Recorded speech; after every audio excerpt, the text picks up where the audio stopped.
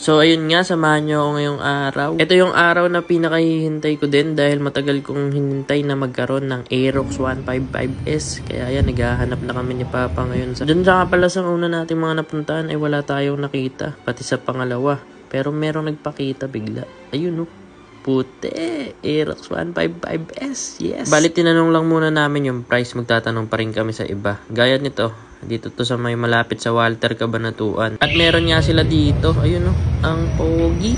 Not 1 but 2 ang stock nila dito. Wala pa, ito na 148. 148.8, doon 148.9. Okay. 148. Ito nga naman pala yung choice ni Papa. Kasi nung nalaman yan maglalabas ako ng Aerox, talagang minimission niya ako mag-sniper na lang dahil mababa daw ang maintenance, hindi di pump belt, di kadena. So ayun, para sa akin kasi iba pa rin talaga yung dating nitong Aerox kaysa dun sa sniper . Sa akin lang naman yun. Sniper Sniper. Yun nga sana ang gusto ko Aerox naman ang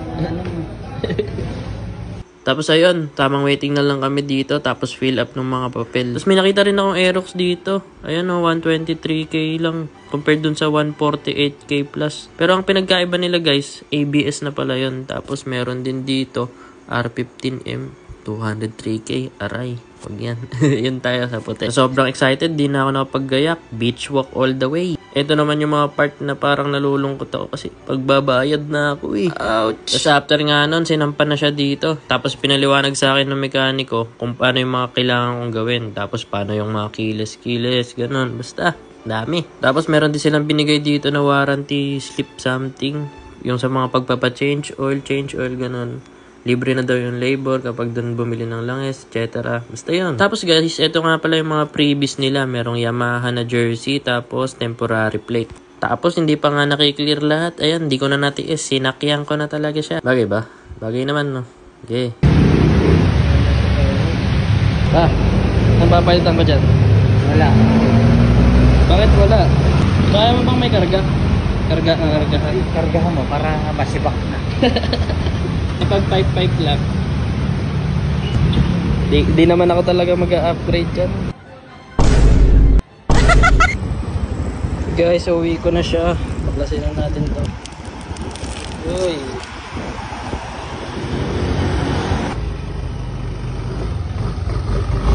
Yan, no? Yan guys, ang itatawag ko sa kanya ay Xerox. Xerox the Aerox. Diba? Ayos. Hey guys, good morning. Nakita na yung dalawa. Ito si Xerox. Tapos si Cinco. Yun nakakumot pa yung upuan. Mababait yung pusa dito Yan. Yan, meron na tayong pang daily. Tapos ito, medyo pang daily na si Cinco. Ang plano ko kasi dyan guys, ipang show ko siya. Yan, medyo na-straight JRP naman na natin. JRP. Yung pangharap niya, straight JRP. Yan. Kaha na lang kulang nito. Tapos ito, si Xerox.